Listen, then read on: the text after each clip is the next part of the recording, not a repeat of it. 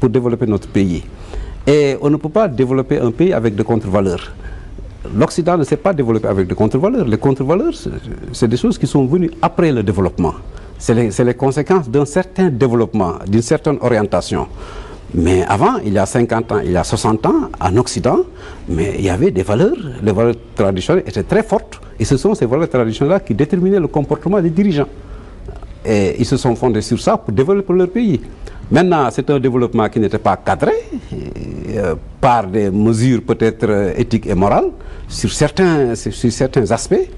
Ils ont développé la liberté individuelle. Et les conséquences sont là aujourd'hui.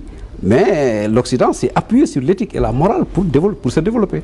Donc nous aussi, pour sortir de la pauvreté, pour sortir du sous-développement, pour que notre pays soit un pays émergent, il faut qu'on s'appuie sur des valeurs, sur nos valeurs traditionnelles. Mais s'appuyer sur les valeurs, c'est aussi avoir le culte du travail. Nous sommes dans un pays où les Sénégalais, vous le savez bien, ne travaillent pas. C'est-à-dire les Sénégalais préfèrent être là au basket des autres, chercher de l'argent, dans la facilité. Ça, c'est des traits de caractère aussi des Sénégalais. Non, ça, c'est un fait peut-être nouveau. Mais dans notre culture, il y a bien un culte de travail. Bon, par exemple, si on se réfère à Serigne Bamba, le slogan « Ñak Jariñu », c'est un slogan très connu dans le milieu sénégalais. Bon, donc, le travail est encouragé. Et vous voyez les Sénégalais à l'extérieur, mais ils se débattent pour travailler, avoir des ressources qui leur permettent de nourrir leurs familles qui sont restées au Sénégal. Les émigrés participent pour plus de 600 milliards dans les revenus qui sont gérés au Sénégal. Donc le Sénégalais veut travailler, les Sénégalais ils aiment travailler, mais il faut que l'État propulse une dynamique de travail chez les jeunes.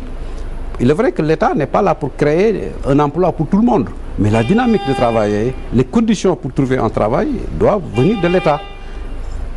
Bon, mais l'État nous a habitués, je ne dis pas l'État, mais certains gouvernants nous sont habitués depuis notre indépendance à la recherche facile de l'argent. Les détournements, la malgouvernance, la corruption, l'enrichissement illicite.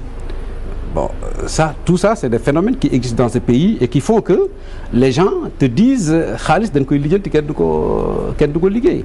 Bon, donc c'est ça, il faut revenir sur ces contre-valeurs-là pour maintenant montrer aux jeunes qu'effectivement, pour gagner sa vie, la meilleure manière de gagner sa vie, c'est de travailler et gagner sa vie sur la sueur de ses fronts. Ça, c'est une culture qui est ancrée au Sénégal. Mais tantôt, vous parlez d'enrichissement illicite. Le gouvernement a ouvert les audits 2008 qui avaient été faits par l'ancien régime. Certains membres de cet ancien régime sont en train de déférer aux convocations pour que l'État puisse voir leur avoir. Mais le problème, il y a certaines franges de l'opinion qui disent que c'est une chasse aux sorcières, c'est des attaques personnelles qu'on veut mener contre les anciens régimes. Quelle analyse en faites-vous? Non, si vous suivez bien, ça c'est une volonté populaire exprimée lors des assises nationales. Les assises nationales ont été l'occasion pour les Sénégalais de discuter de tout ça, de discuter de la malgouvernance, de discuter de l'enrichissement illicite, de discuter de tous les problèmes qui ont fait que notre pays n'a pas pu décoller. Et des mesures ont été prises, préconisées une fois au pouvoir, mais nous avions pris l'engagement de faire ces audits, de faire un assainissement au niveau des finances, au niveau économique, de traquer ces gens-là qui ont mal géré les biens du pays, qui se sont enrichis illicitement. Donc ça, c'est un engagement, hein? C'est une volonté exprimée par les Sénégalais lors des assises nationales. Donc nous sommes au pouvoir. Mais tous les Sénégalais n'ont pas participé aux assises nationales. Ceux qui étaient au pouvoir n'en voulaient pas. Mais c'est la majorité. Il n'y a que ceux qui étaient au pouvoir qui n'ont pas participé. Ce sont des Sénégalais aussi, hein? Oui, c'est des Sénégalais, mais quand on est dans une démocratie, c'est la majorité qui gouverne. Aujourd'hui, c'est nous qui gouvernons, parce que nous avons la majorité, donc c'est nous qui appliquons notre programme. Et dans notre programme, il est inscrit ces audits-là qui permettent d'assainir les finances publiques et qui permettent d'arrêter cette volonté de mal gérer, cette volonté de vouloir s'enrichir de manière illicite. Bon, donc, dans un pays où il y a l'impunité, dans un pays où la justice ne peut pas faire correctement son travail, dans un pays où il n'y a pas de séparation entre l'exécutif et la justice, dans ce pays-là, on ne peut pas réunir les conditions de l'émergence et du développement. Donc, ces audits-là, il est impératif que ces audits-là soient menés que ces audits-là soient exécutés. Mais est-ce que vous pensez que vous avez les chances de retrouver tout cet argent qui aurait été distrait des caisses de l'État?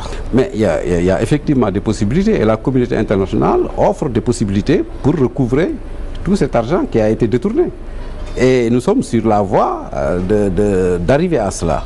Donc je pense que tous les Sénégalais aujourd'hui devaient encourager ces audits-là qui nous permettront d'identifier ceux qui se sont enrichis illicitement en utilisant les biens publics, parce que ce sont ces gens-là qui ont fait en sorte qu'on n'a pas pu développer ce pays par la construction d'écoles, par la construction de postes de santé, par l'électrification du monde rural, par la construction de routes qui permettent de relier les villes du Sénégal.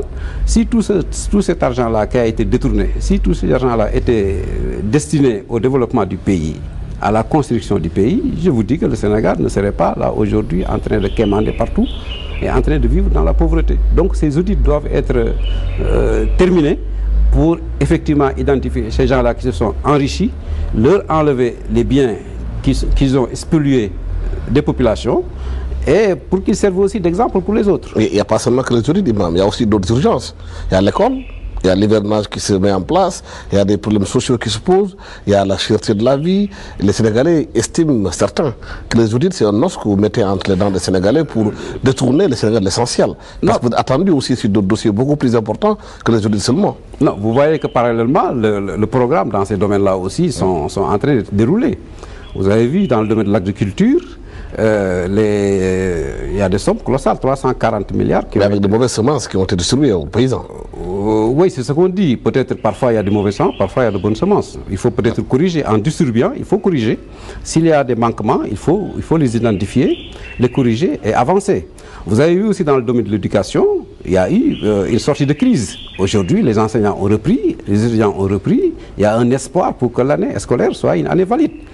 Et ça va l'être. Bon, sur le plan de la santé, vous avez vu que récemment, pas plus tard que hier ou avant-hier, le ministre de la Santé a annoncé que pour les gens qui faisaient,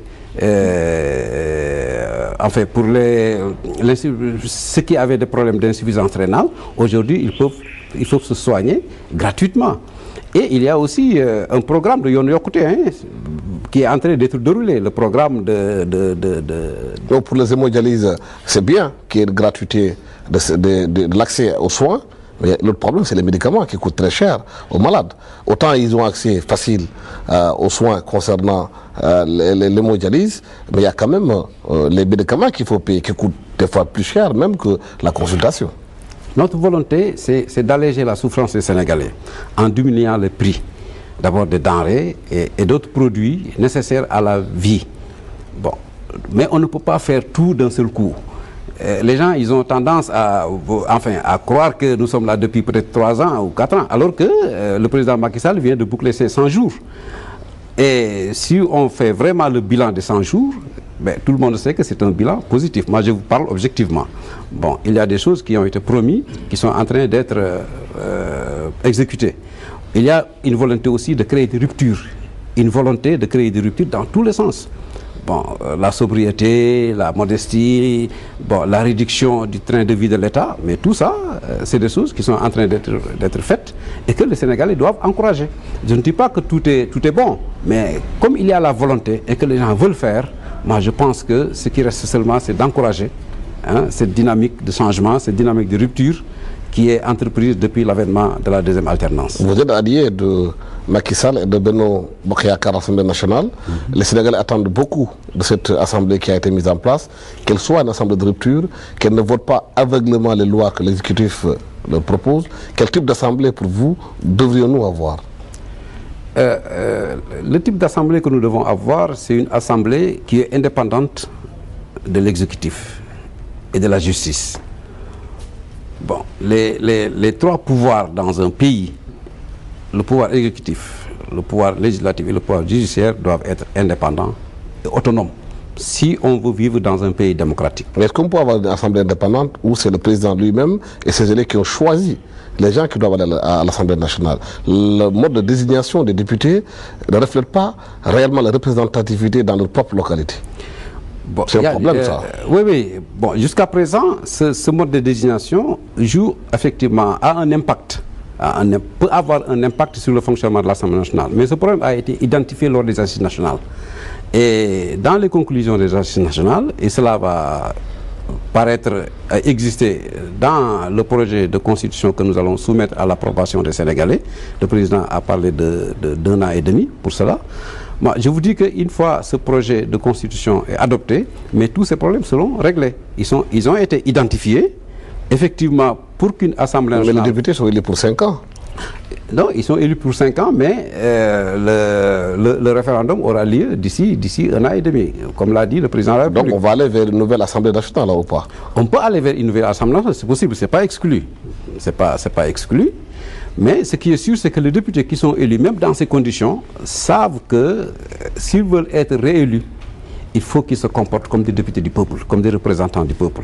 Et ils l'ont dit, hein, même les députés qui sont sur la liste de Bokk Yakaar disent qu'une fois à l'Assemblée nationale, vous avez entendu Moustapha Niasse le dire plusieurs fois, une fois à l'Assemblée nationale, ils ne seront pas les députés du président de la République, ni les députés du gouvernement. Ils vont représenter les populations du Sénégal, ils vont défendre les intérêts du Sénégal.